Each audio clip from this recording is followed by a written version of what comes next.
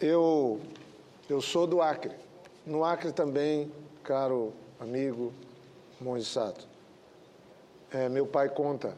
Tivemos, obviamente, o mundo viveu conflitos, as guerras mundiais, e no Acre nós tínhamos uma família, um pequeno grupo de imigrantes japoneses, e eles tiveram que ter uma proteção naquele período difícil, onde havia um confronto mundial.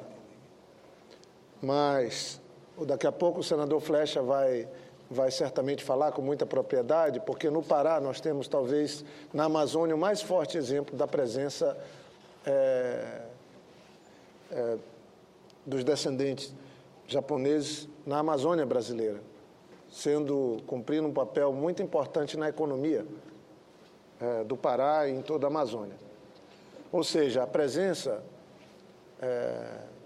nipônica no Brasil, ela foi em todo o país, de norte a sul, mas especialmente na Amazônia há uma presença que vale o registro histórico, e o senador Flecha certamente vai falar com mais propriedade.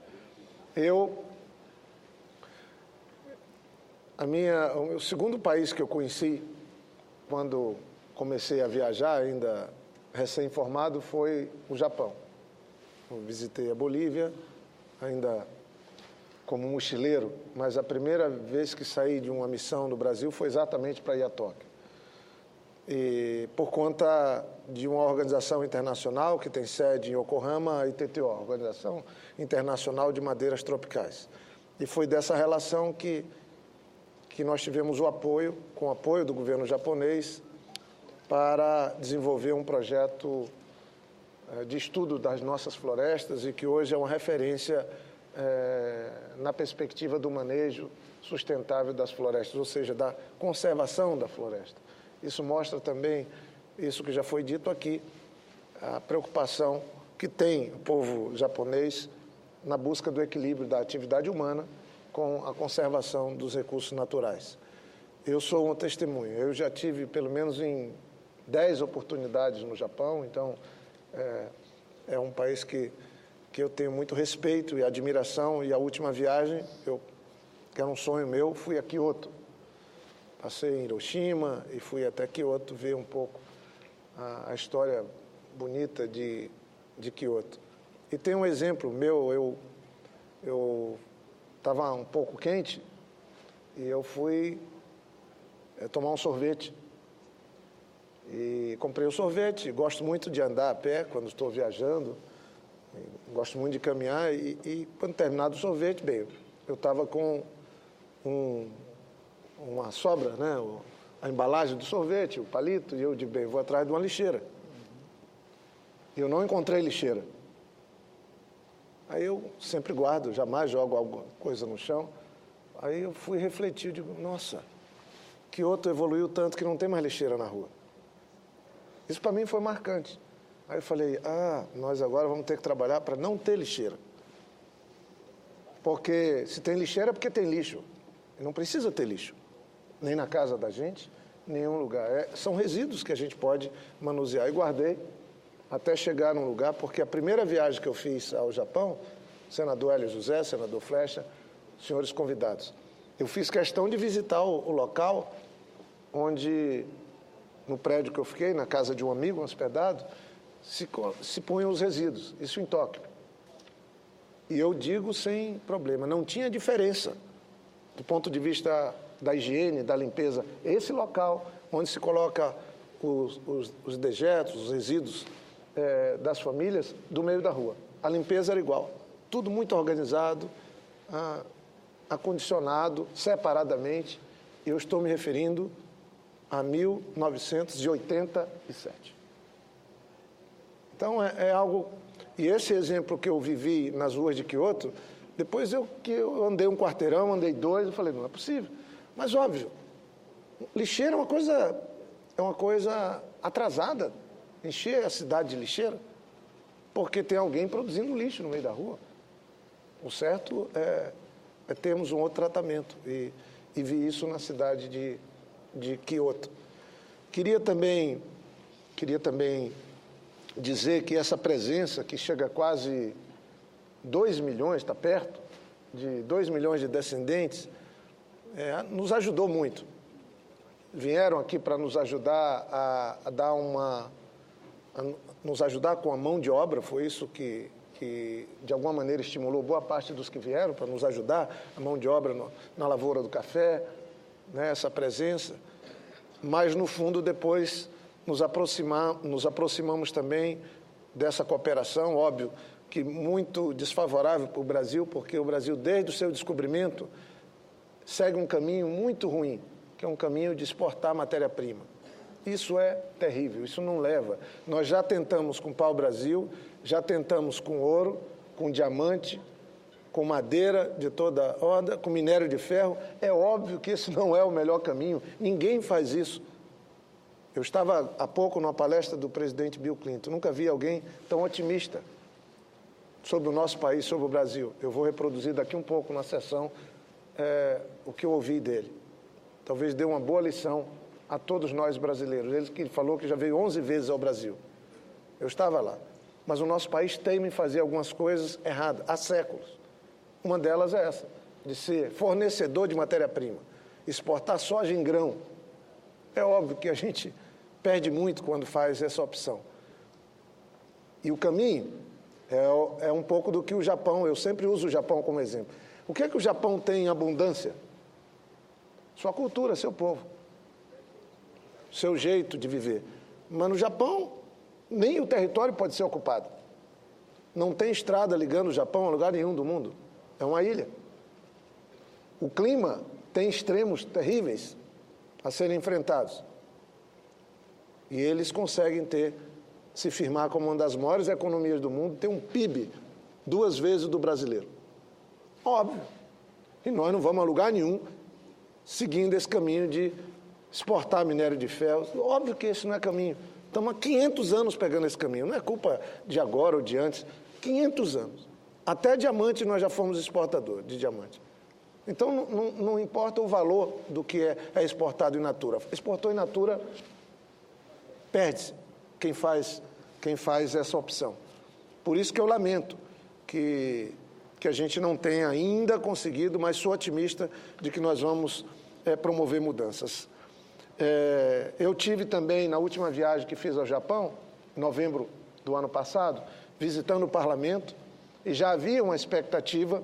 Nós tivemos a visita aqui do vice-presidente do Senado, tive a honra de recebê-lo aqui, junto com o presidente Renan. O senhor embaixador nos fez uma cerimônia em sua residência oficial, deputada também estava, outros parlamentares, senadores estavam juntos, e já havia uma preocupação de celebrarmos esses 120 anos. Por isso que eu queria felicitar e agradecer ao senador Hélio José, que foi o primeiro signatário dessa proposta, todos que subscreveram, onde eu me incluo, o senador Wellington Fagundes, o senador Flecha, que tem uma atenção muito especial, e o senador Flecha também, porque eu sei que lá no estado do Pará tem uma quantidade muito grande de nipo brasileiro que vão se sentir bem ouvindo o senador Flecha falar daqui um pouco sobre a história deles, a epopeia que eles viveram, o heroísmo deles de nos ajudar a desenvolver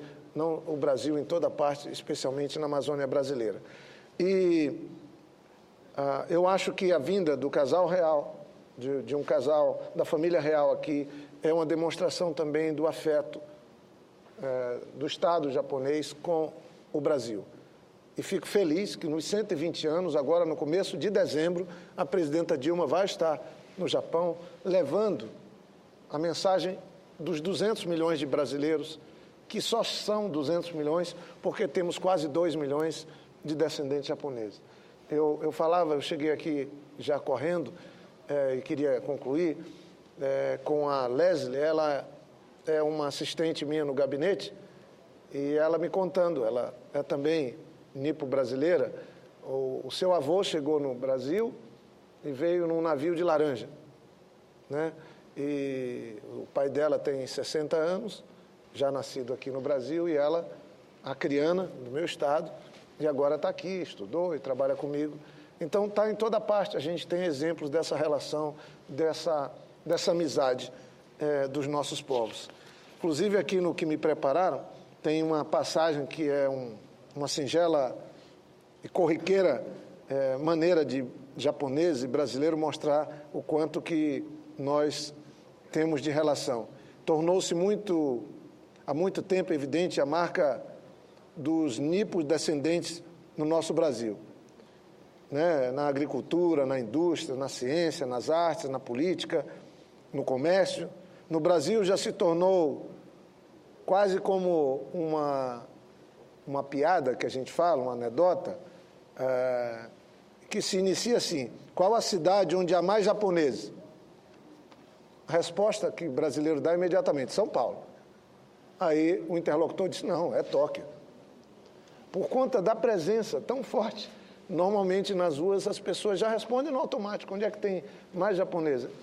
É São Paulo. Alguém tem que dizer: não, é lá em Tóquio. Porque São Paulo, de fato, tem uma presença tão forte, o estado de São Paulo, que concorre com outros lugares. E essa presença de quase 1.900.000 nipodescendentes é parte viva da cultura do nosso país. E eu acho que os que me antecederam já deixaram bem claro, e eu fico também feliz, nas vezes que vou ao Japão, sempre tem grupos de brasileiros que estão lá, nipodescendentes, que estão lá, buscando estreitar mais as relações culturais, buscando também conhecer mais a cultura dos seus antepassados, e eu acho isso muito, muito bonito, tanto é que chega a um número perto de 180.000 o número de brasileiras e de brasileiros que vivem no Japão. Então, eu agradeço muito a presença de todos e faço aqui o registro da visita que tivemos numa delegação há poucas semanas do senador Azuma Koshiishi, vice-presidente do Senado, que veio como veio de um convite que eu mesmo lá em Tóquio formulei o ano passado e depois fiz formalmente com uma carta do presidente Renan em nome do Senado, e ele veio com mais outros 2 colegas senadores, compondo essa busca que nós devemos ter, porque se há uma relação muito forte das nossas culturas, dos nossos povos, das nossas famílias, ainda não temos uma reciprocidade do ponto de vista do parlamento, senador Flecha. O senhor que trabalha tanto essa questão na casa, e aí o deputado William, nós temos aqui um desafio, estreitar mais ainda, deputada Keiko, a relação entre o parlamento japonês e o parlamento brasileiro. Eu acho que fica esse compromisso, esse desafio que nós devemos nos impor para que siga aprofundando a relação dos nossos povos. Eu queria agradecer e passar imediatamente a palavra para o senador Hélio José e, em seguida, o senador Flecha Ribeiro, para que possam usar a tribuna.